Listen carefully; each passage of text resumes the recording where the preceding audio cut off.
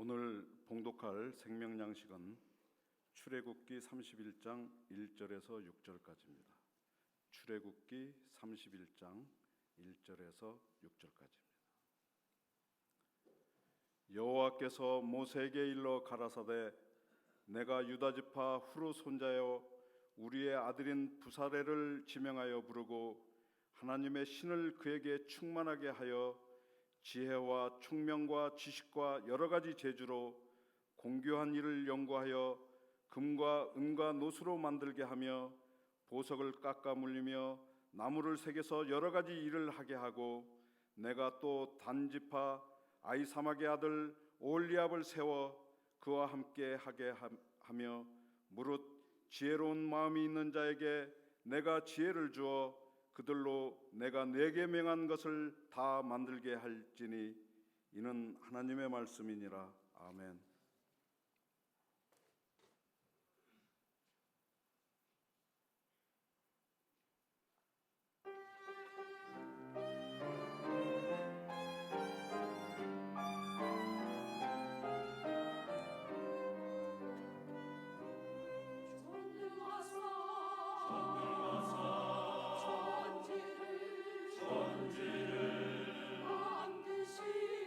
만드신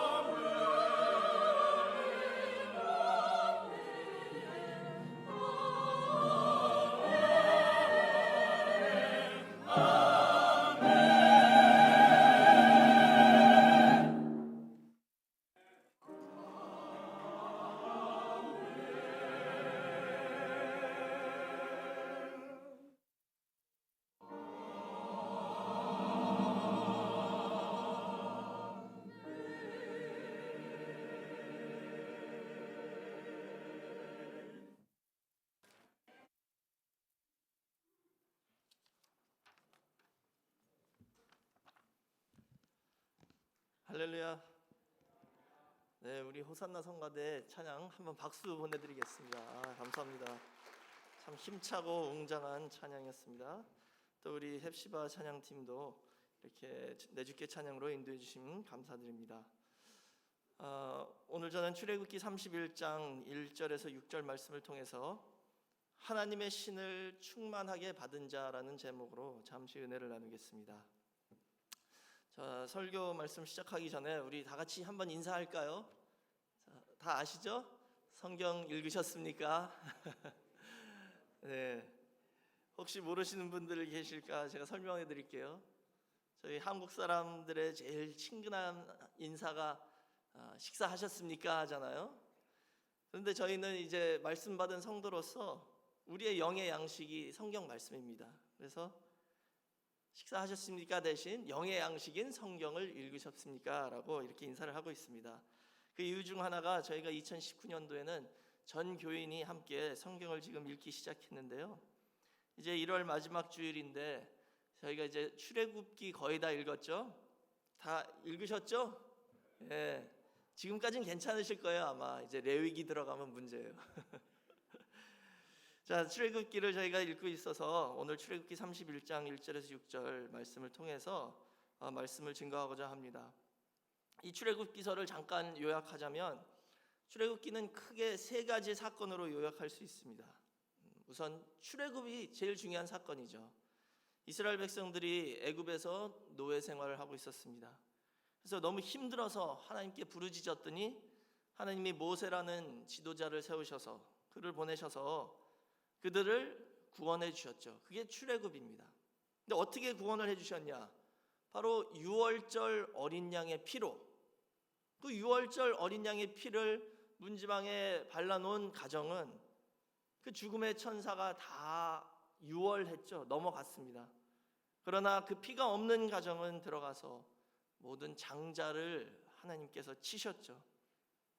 저희가 이 죄와 사망의 종으로 이 세상에 살고 있다가 예수 그리스도를 믿고 예수님의 보혈의 피로 그 죄와 사망에서 해방을 얻고 구원을 얻은 것처럼 이스라엘 백성들은 유월절 어린 양의 피로 출애굽한 것입니다.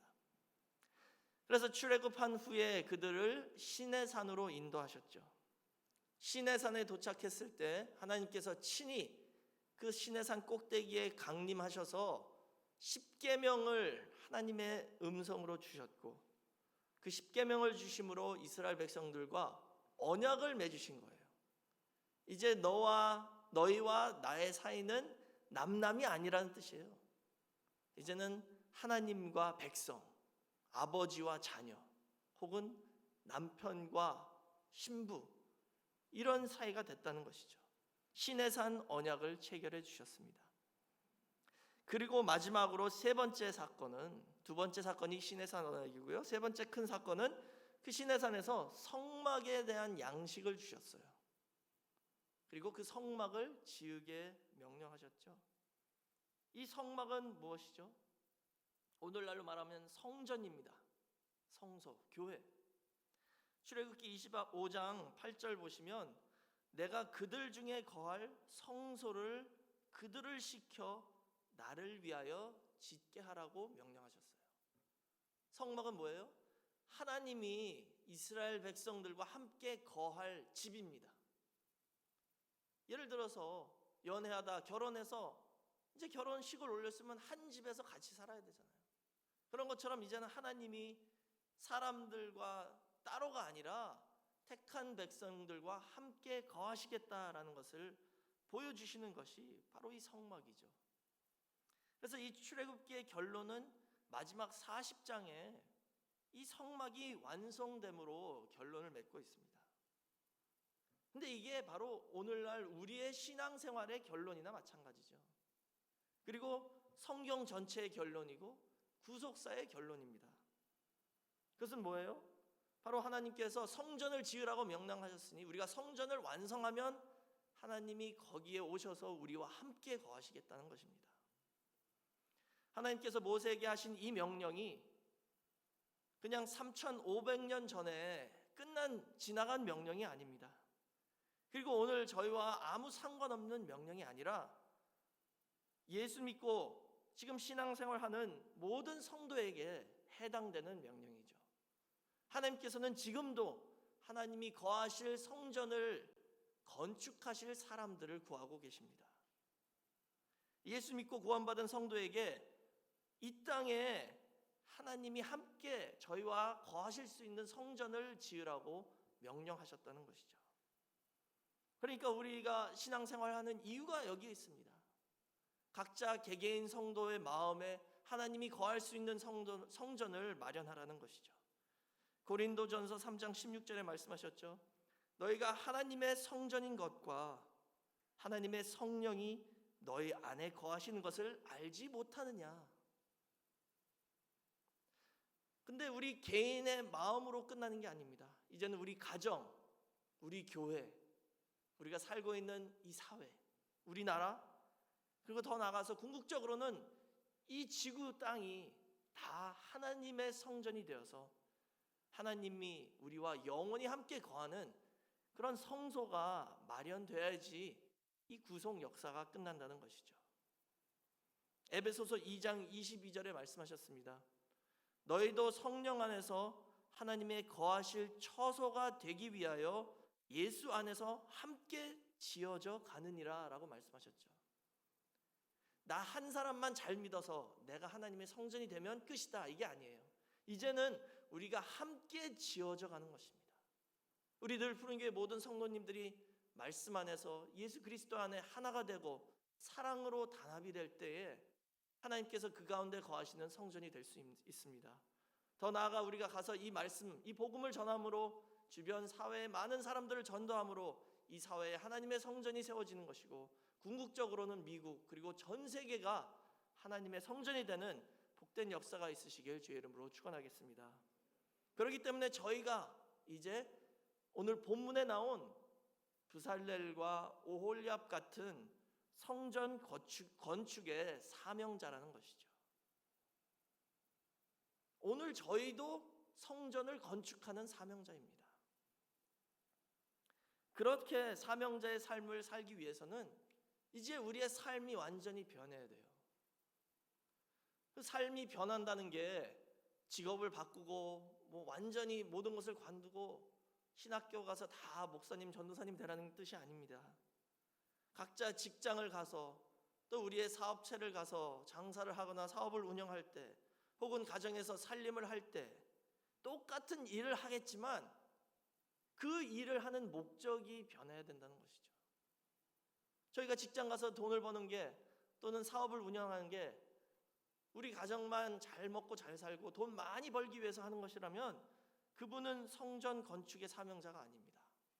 우리가 가정에서 살림을 할 때 우리끼리 그냥 오손도손 잘 살자, 이게 목적이라면 그분은 성전 건축의 사명자가 아니죠. 우리는 이제 무엇을 하든지 하나님의 성전을 내 마음속에, 내 삶 속에, 우리 가정에, 우리 교회에, 우리 사업체에 하나님의 성소를 세우고자 하는 그런 의식을 갖고 모든 것을 할 때 우리의 삶이 하나님께 영광이 된다는 것을 믿으시기 바랍니다. 고린도전서 10장 31절에 말씀하셨죠. 그런즉 너희가 먹든지 마시든지 무엇을 하든지 다 하나님의 영광을 위하여 하라라고 말씀하셨습니다. 그렇다면 오늘 어떻게 우리는 성전 건축 사명자의 삶을 살 수 있습니까? 오늘 본문에서 그 성전 건축자의 모델이 된 두 사람을 보여주고 있죠. 그 두 사람이 바로 부살렐과 오홀리압이란 사람입니다. 이 두 사람의 삶을 통해서 성전 건축자의 삶은 어떤 삶인지 한번 살펴보도록 하겠습니다. 먼저 이 부살렐이란 사람은 유다 지파의 훌의 손자이고 우리의 아들인 부살렐, 모세의 지도하에 성막 건축의 총감독이었습니다. 그 부살렐이란 이름의 뜻은 하나님의 그늘 혹은 하나님의 보호라는 뜻이죠. 성막을 건축하는 책임자로서 아주 적합한 이름입니다. 이 이름은 바로 성막이, 오늘날 말하면 이 교회, 성전이 하나님의 그늘로서 이스라엘 백성의 영원한 안식처와 피난처가 된다는 것을 예표로 나타내는 이름입니다. 그럼 이 부살렐은 어떤 사람이었나요? 첫 번째로 부살렐은 하나님께서 지명하여 부르신 자입니다. 지명해서 부른 자예요. 오늘 본문인 출애굽기 31장 2절에 나와 있죠. 내가 유다 지파 훌의 손자여 우리의 아들인 부살렐을 지명하여 부르고. 그러니까 그냥 우리 성전 건축해야 되는데 이거 건축할 수 있는 분 누구 없나? 한번 광고를 내보시죠. 그래가지고 뭐 입찰해서 가장 좋은 가격에 건축 업체를 이렇게 불러온 게 아니라 하나님께서 딱 지명하셨다는 거예요. 그 늘푸른 교회 어떤 장로님 손자 있잖아. 혹은 어떤 권사님 손자 김아무개 이아무개 딱 집어서 그 사람을 성전 건축 책임자로 만들어라. 하나님께서 말씀하신 겁니다. 지명했다는 것이죠. 선지자 이사야도 하나님께서 지명하셨습니다. 이사야 49장 1절에 말씀하셨죠. 내가 어미 복중에서 나올 때부터 나를 이름으로 부르셨다라고 고백하고 있습니다. 그러니까 만세 전부터 사명을 위해서 그 사람을 택하시고 준비하시고 이름을 딱 집어서 불렀다는 뜻이죠. 지명해서 이름으로 부르셨다는 뜻은 그 사람을 하나님의 소유로 삼거나 아니면 어떤 인격적인 교제를 나누거나 아니면 특별한 사명을 부여하기 위하여 그 사람을 선택하는 행위가 바로 지명해서 부르는 그 행위입니다. 사랑하는 성도 여러분, 오늘 저와 여러분도 하나님께서 지명해서 부르셔서 지금 이 자리에 와 있다는 것을 믿으시기 바랍니다.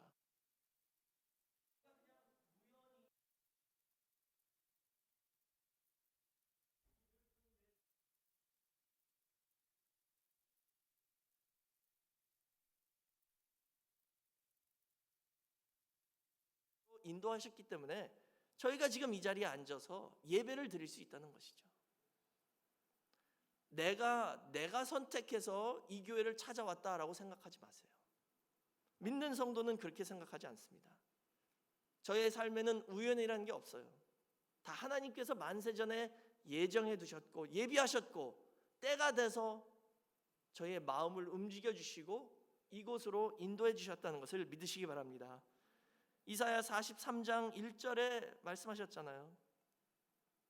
야곱아 너를 창조하신 여호와께서 이제 말씀하시느니라. 이스라엘아 너를 조성하신 자가 이제 말씀하시느니라. 너는 두려워 말라. 내가 너를 구속하였고 내가 너를 지명하여 불렀나니 너는 내 것이다 라고 말씀하셨어요. 하나님이 너는 내 거라 라고 찍은 거예요. 그리고 그 사람을 강권적으로 인도하셔서 신앙생활을 하게 하시고 교회에 직분을 주시고 그 사람에 맞는 달란트와 재능에 맞게 교회 직분을 다 맡겨주셨다는 것입니다. 저희가 지금 이 힉스빌 늘푸른 교회 1월 27일 오전 11시에 예배를 드리고 있죠. 이게 다 하나님께서 만세 전에 예비하셨다는 겁니다. 이 주일날 누가 참석하고 누가 이 자리에 예배 드리는 것인지 하나님께서 미리 다 알고 정하셨다는 겁니다. 그래서 그 이사야 43장 1절 좀 전에 읽었는데요. 밑에 내려가서 5절과 7절 보시면 너의 자손들을 동방에서 부르고 사방 북방에서 다 불러 모으시겠대요. 하나님께서 북방에게 이르기를 그 자녀들 놓아라. 내 것이다. 나에게 오게 하라 라고 말씀하셨다는 것이죠. 그래서 7절에 무릇 내 이름으로 일컫는 자 곧 내가 내 영광을 위하여 창조한 자를 오게 하라. 그들을 내가 지었고 내가 만들었다 라고 말씀하셨어요. 지금 이 자리에 계신 모든 성도님들에게 해당되는 말씀이라는 것을 믿으시기 바랍니다.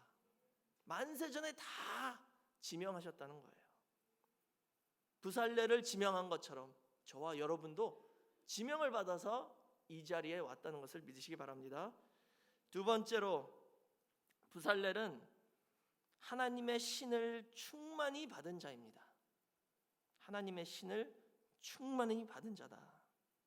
오늘 본문 출애굽기 31장 3절에서 4절에 나와 있죠.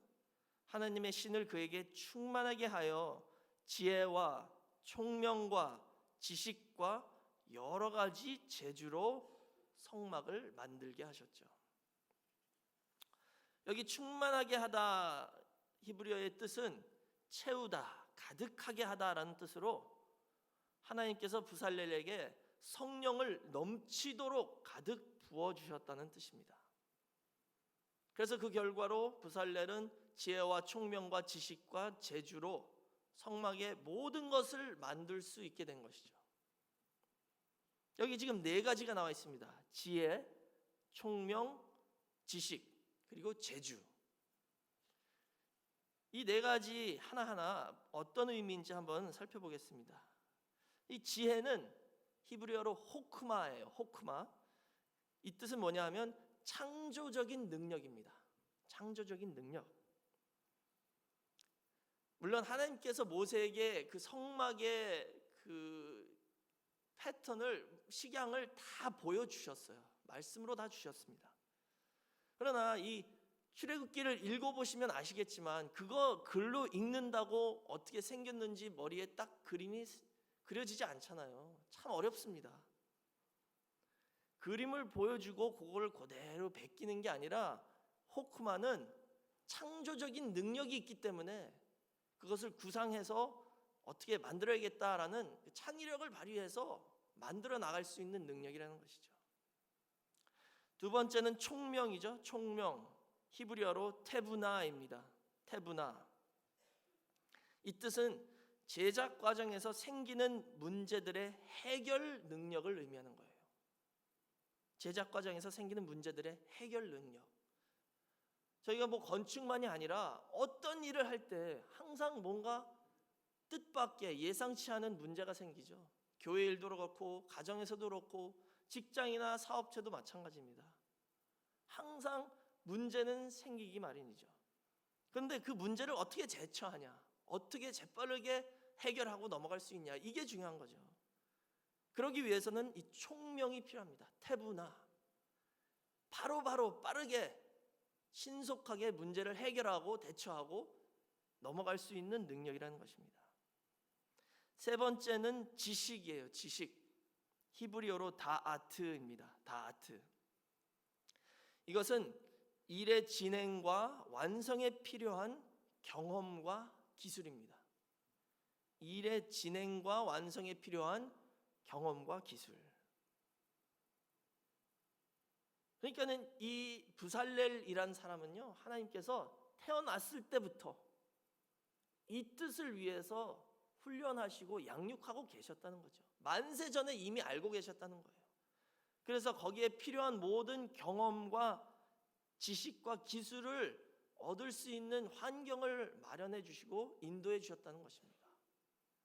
그러니까 우리의 삶이, 우리의 과거의 삶이 다 우연이 아니라는 거예요. 하나님의 뜻을 위해서 다 인도해 주시고 그런 경험을 쌓게 해 주셨다는 것이죠. 다음에 마지막 네 번째가 재주입니다. 재주. 히브리어로 멜라카입니다. 이 뜻은 이상적인 것을 실제화, 구체화할 수 있는 종합적인 기술. 이상적인 것, 그냥 아이디어잖아요. 생각입니다. 머리에서 생각하는 것을 실제로 구체화하고 만들어내서 우리 눈앞에 실제로 있게 존재하게 만드는 그 능력이 바로 이 멜라카라는 것이죠. 하나님은 지금 부살렐에게 이런 네 가지의 능력을 주셨습니다. 근데 여기서 저희가 이해해야 할 것은 하나님께서 성령으로 충만하게 부살렐에게 채워주셨을 때 지혜와 총명과 지식과 재주가 갑자기 따로 함께 생긴 게 아니라 그 히브리 원문을 보시면요, 그 부살렐의 지혜 안에, 총명 안에, 지식 안에, 재주 안에 하나님의 신을 충만하게 채워 넣었다, 이렇게 번역이 될 수 있습니다. 다시 말하자면 부살렐에게 없었던 지혜와 총명과 지식과 재주가 갑자기 생긴 게 아니라 이미 태어날 때부터 그 사람에게 이게 있었든지 아니면 그 사람이 자라나면서 살아나는 과정에서 그런 지식과 경험을 얻게 해주셨습니다. 이미 갖고 있었던 건데 그 안에다가 하나님의 신을 부어 넣었더니 그 능력이 더 확장되고 더 향상돼서 하나님께서 요구하시는 그 섬세한 성막의 모든 일을 다 할 수 있도록 은혜를 베풀어 주셨다는 것이죠.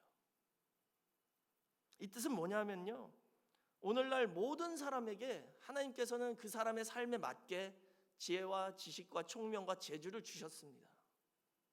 다 각자가 갖고 있는 재능이 있습니다. 그러나 그 모든 사람이 그런 것들을 가지고 하나님의 일을 하거나 하나님께 영광을 돌리는 일을 하지는 않죠.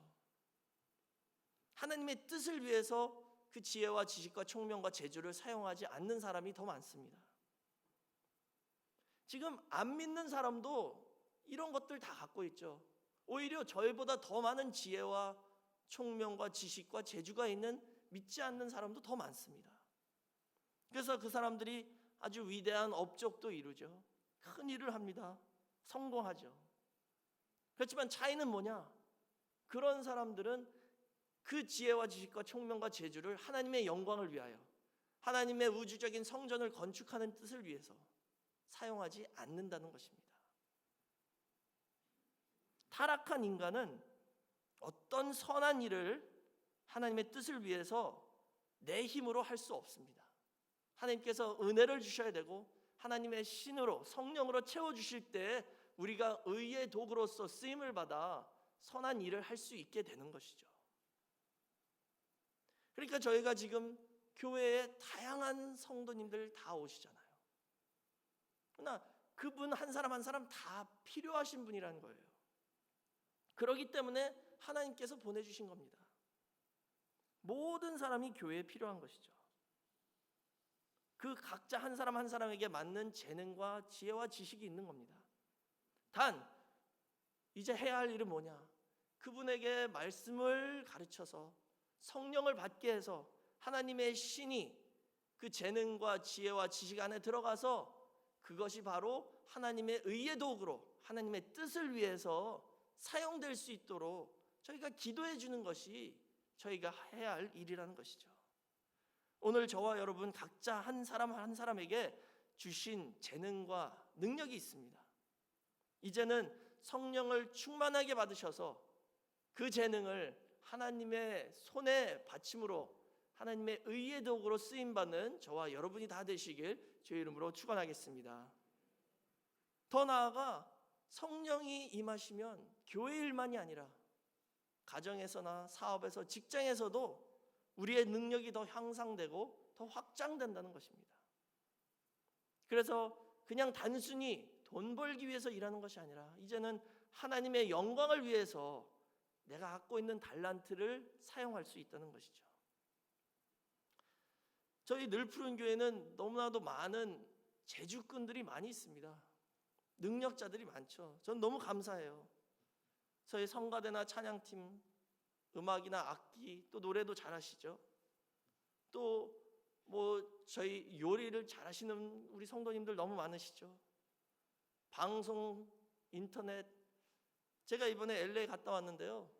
모르시는 분들이 막 찾아와서 인사를 하세요. 그래서 당황을 했는데 우리 교회 홈페이지나 유튜브가 너무 유명해져서 이게 제가 얼굴이 많이 팔리고 있네요. 너무 감사하더라고요. 이렇게 참 능력 있는 일꾼들을 하나님께서 많이 보내주셨습니다. 그리고 지금 아직까지도 숨어 계신 일꾼이 많이 있다고 저는 믿습니다. 오늘 이후로 성령 충만함을 받으셔서 갖고 있는 모든 달란트를 하나님 아버지의 뜻을 위해서 사용하는 우리 모든 성도가 되시길 부탁드리겠습니다. 하나님의 일은 사람의 지혜로 할 수 없습니다. 오직 하나님의 지혜로만 할 수 있는 것이죠. 그리고 우리가 아무리 지식이 많고 아무리 재능이 뛰어나도 성령이 없으시면 하나님의 일을 할 수 없다는 것이죠. 그 부살렐과 함께했던 오홀리압과 그 외에 이름 없는 일꾼들을 보면 알 수 있습니다. 출애굽기 35장 34절 말씀 보시면 또 그와 단지파 아히사막의 아들 오홀리압을 감동시키사 가르치게 하시며라고 나와 있죠. 여기 그 오홀리압을 감동시키사라고 나와 있죠. 감동시키사. 히브리어 원문으로 직역하면 그의 마음에 넣어 주셨다라는 뜻이에요.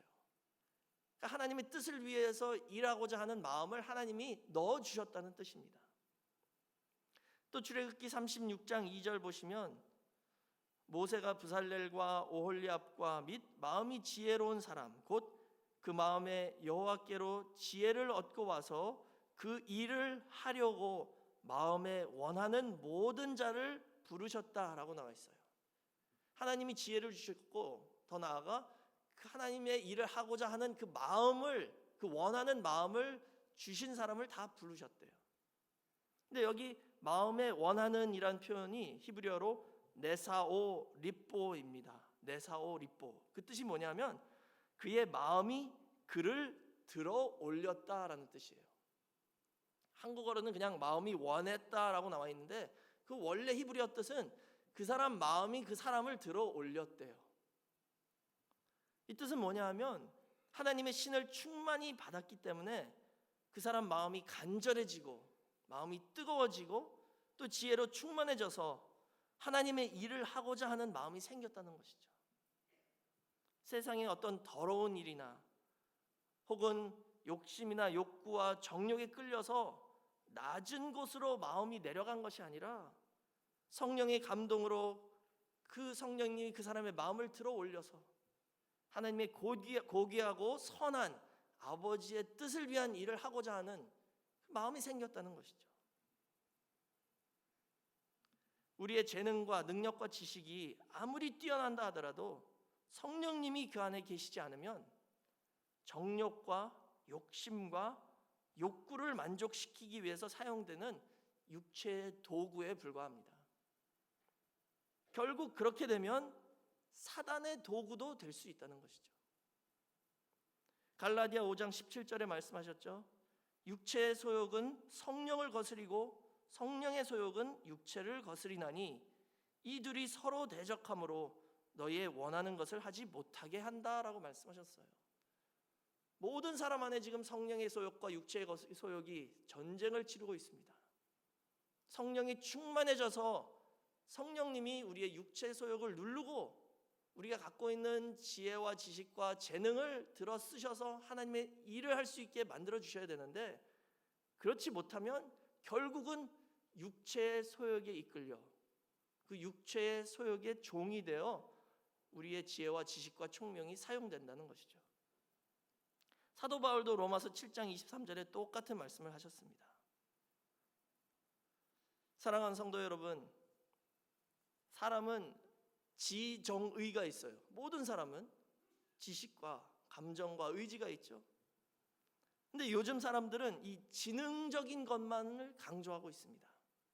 그래서 우리 자녀들이 좋은 대학 가서 공부 많이 해서 출세하고 성공하고 돈 많이 벌 것을 기도하고 있습니다. 그러나 그렇게 그 지적인 면을 위해서 시간과 땀을 흘리면서 투자하면서 공을 들일 때에 사단 마귀는 우리의 감정과 의지를 점령하고 공격하고 있다는 것이죠. 그래서 사도 바울이 로마서 7장 23절에 그랬죠. 죄가 지금 나를 사로잡아서 내가 원하는 일을 할 수 없게 한다. 우리의 지적인 면을 이 지능을 아무리 갖춘다 하더라도 나의 감정과 의지가 사단의 도구가 된다면 그 사람의 지식과 지능은 결국 사단에게 쓰임받는 도구가 된다는 것입니다.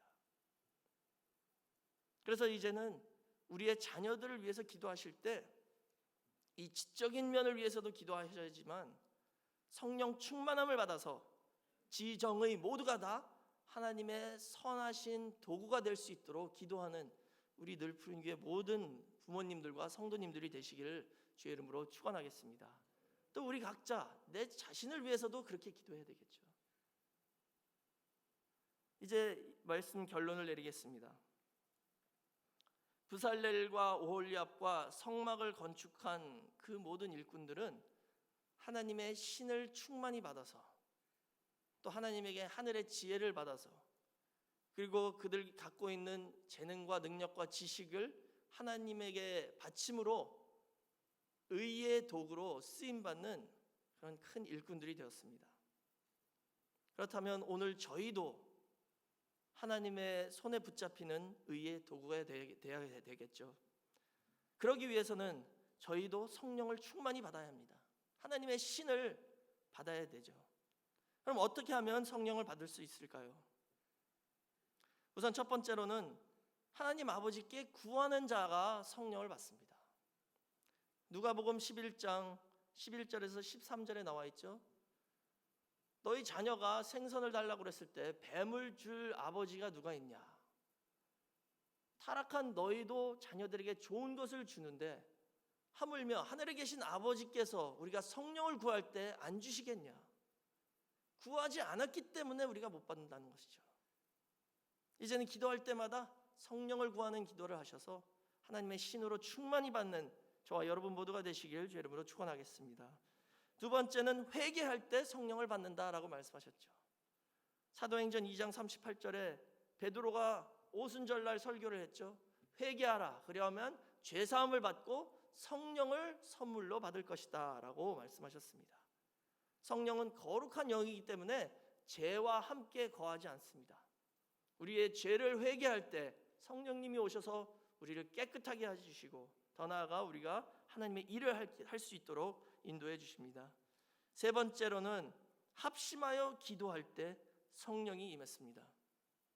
사도행전 1장 14절 보시면 예수님의 모든 제자들이 마가 요한의 다락방에 모여서 한 마음으로 합심하여 기도할 때 오순절날 성령이 강림하셨습니다. 그리고 마지막 네 번째, 말씀을 믿음으로 받을 때에 성령님이 임하셨습니다. 말씀을 믿음으로 받을 때. 요한복음 6장 63절 보시면 예수님의 말씀 안에 예수님의 영과 생명을 담아두셨다라고 말씀하셨어요. 그러니까 말씀은 보자기라면 그 안에 성령과 예수님의 영생이 있다는 거예요. 그 말씀을 받아서 먹어 소화하면 그 보자기는 없어지고 내 안에 성령님이 임하신다는 것이죠. 사도행전 10장 44절에서도 고넬료와 그 가족이 베드로의 설교, 그 말씀을 들을 때에 성령이 임하셨습니다. 사랑하는 성도 여러분, 아버지 하나님께 성령을 구하시길 바랍니다. 그리고 매일매일 알고 지은 죄, 모르고 지은 죄를 회개하는 성도가 되시길 바랍니다. 또 모일 때마다 합심하여 우리 교회가 성령 충만함을 받기 위하여 기도하고 더 나아가 말씀을 믿음으로 온전히 받을 때에 2019년도 우리 늘푸른 교회가 성령 충만함을 받으셔서 하나님께서 주신 지혜와 총명과 지식과 재주가 하나님 아버지의 선하신 도구로 사용되어 우리 개인의 삶과 가정과 교회와 이 세상에 우리 하나님 아버지의 성전과 나라를 건축하는 저와 여러분 모두가 되시길 주의 이름으로 축원하겠습니다. 기도하겠습니다. 사랑이 많으신 아버지 감사합니다. 저희를 이처럼 사랑해 주셔서 브살렐과 같이 만세전에 한 사람 한 사람 지명하여 불러주시고 뉴욕 늘푸른 교회로 인도해 주심을 진심으로 감사드립니다. 그리고 만세전에 예비하신 이 말씀을 허락하여 주셔서 저희에게 성령 충만함을 허락해 주심으로 이젠 저희가 갖고 있는 지혜와 지식과 총명과 재주와 모든 재능을 하나님 아버지 앞에 바침으로 의의 도구로 사용되는 역사가 있게 허락하여 주시옵소서. 우리 늘푸른 교회가 하나님의 신으로 충만한 교회가 될 수 있게 허락하여 주시옵소서. 모든 성도님과 우리 가정마다 성령이 충만하게 허락하여 주셔서 하나님의 선하신 뜻을 이룰 수 있는 저희가 될 수 있도록 인도해 주시고 더 나아가 하나님께서 원하시는 아름다운 성소, 성전이 저희들을 통하여 준비되는 역사가 있게 허락하여 주시옵소서.